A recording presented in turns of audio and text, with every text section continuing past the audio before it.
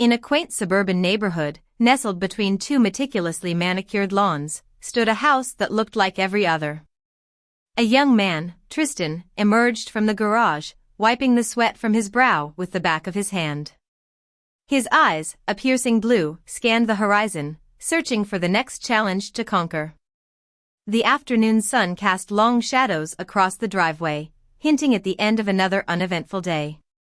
With a sigh, he tucked his shirt into his faded blue jeans and strode into the house. Inside, the scent of dinner filled the air, a comforting blend of simmering sauces and baking bread.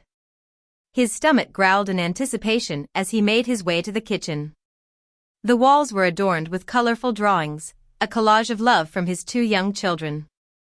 Their laughter echoed from the living room, a symphony of innocence that seemed to bounce off the walls and fill the house with a vibrant energy.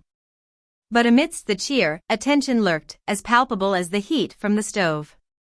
His girlfriend, Rachel, was a vision of grace under pressure. She moved with a fluidity that belied the exhaustion etched on her face.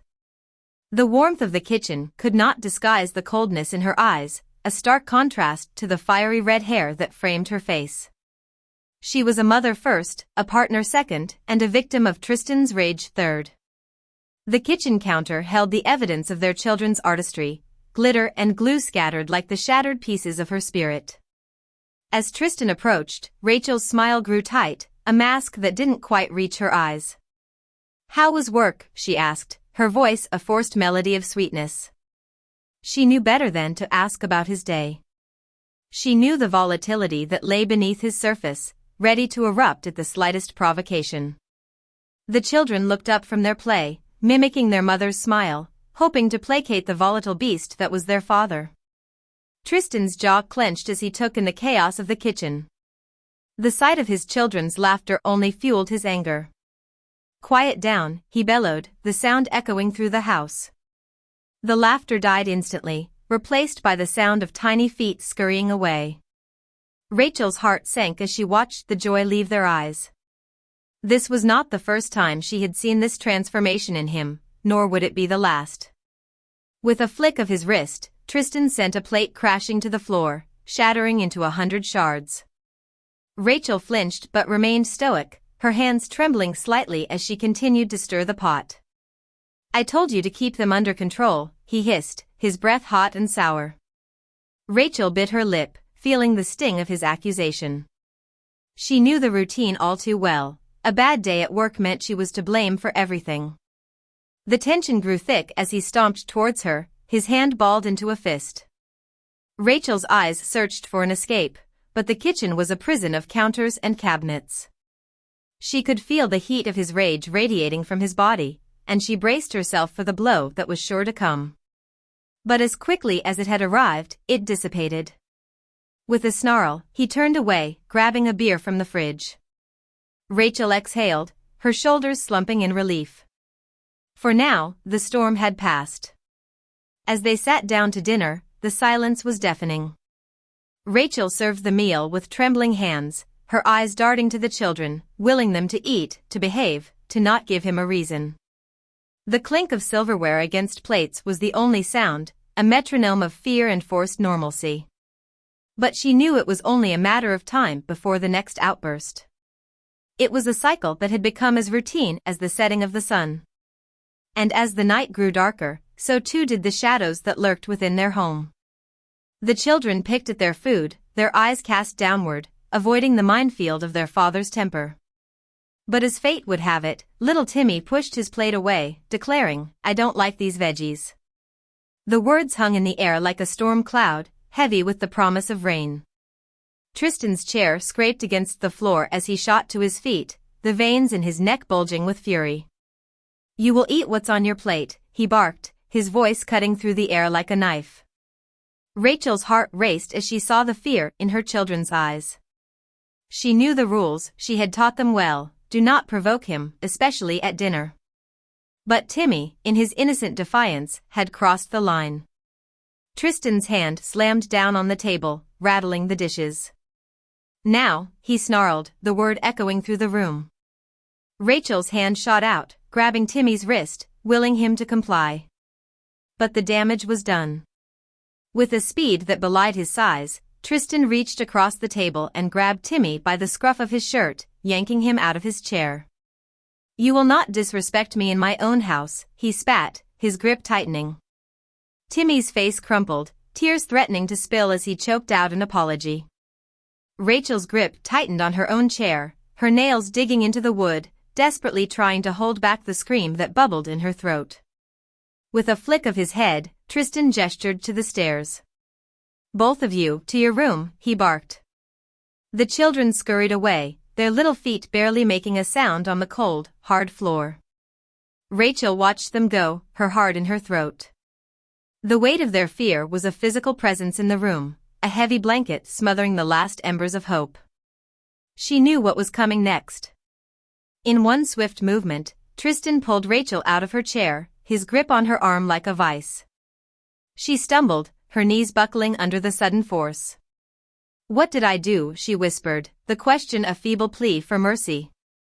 But she knew the answer. It didn't matter what she had done. It never did. The rage that consumed him was a beast that needed to be fed, and tonight, she was the prey. With each slam of her head into the cabinets, Rachel felt the world spin, the pain a white-hot ember burning through her skull. The metallic taste of blood filled her mouth, and she could feel warm liquid trickle down her forehead.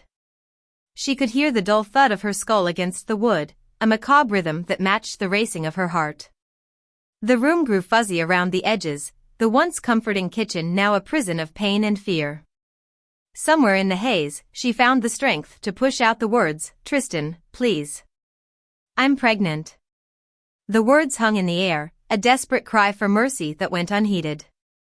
His kicks grew more vicious, aimed at her stomach with a precision that spoke of his malicious intent.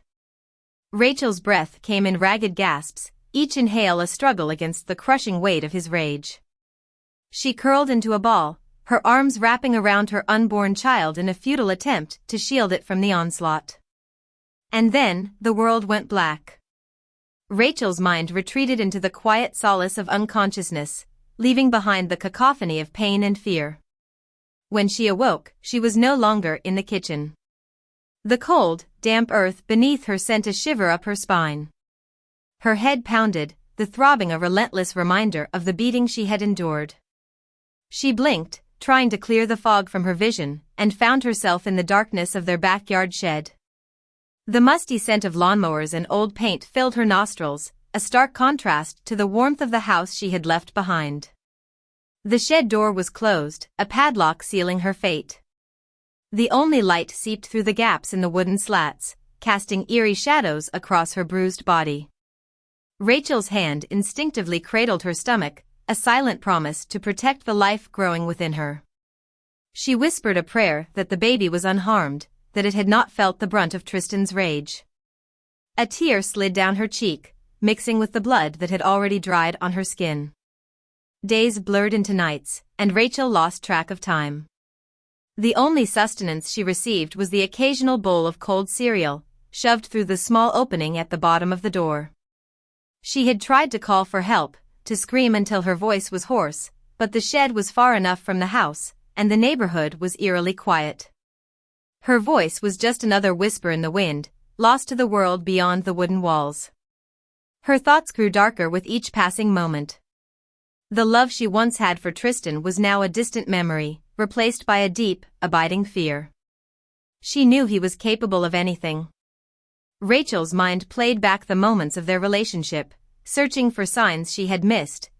There was nothing but the grim reality of her suffering. Her hand tentatively reached down to her stomach, feeling the warm, sticky wetness that had seeped through her jeans. Panic surged through her veins as she realized the gravity of her situation. Rachel had always feared this moment, the moment when the life she carried was ripped away by his rage. Her worst fear had come to fruition. The pain was a dull ache, a constant reminder of the violence that had taken place. She felt the warm trickle of blood between her legs, her body's final rebellion against the man who had claimed to love her. Her cries grew louder, piercing the silence of the night. Rachel's screams were a catharsis, a desperate attempt to purge the grief that threatened to consume her. She threw herself against the walls of the shed, the wood creaking and groaning with each impact. The tears flowed freely, mixing with the dirt and blood on her face. In that moment, she hated herself for loving him, for allowing him to do this to her, to their child. Her sobs grew into a primal howl, a tantrum of despair that echoed through the night. In the depths of her agony, Rachel spotted the gas canister in the corner, a silent sentinel of the horror she had endured. Her thoughts grew darker, spiraling into a place she had never dared to venture. A desperate plan began to form, a glimmer of hope in the abyss of her pain. With trembling hands, she grabbed the gas canister and fumbled with the cap. The smell of gasoline filled her nostrils, a harsh, acrid scent that brought clarity to her chaotic thoughts. Her breath grew shallow as she doused herself in the fuel, the liquid soaking into her clothes, her hair, her skin. The coldness of it was a stark contrast to the fire that burned within her. Rachel took a deep breath, her chest heaving with the weight of her decision. With trembling fingers, she struck a match, watching the flame dance in the darkness. For a brief moment, she felt a strange sense of peace.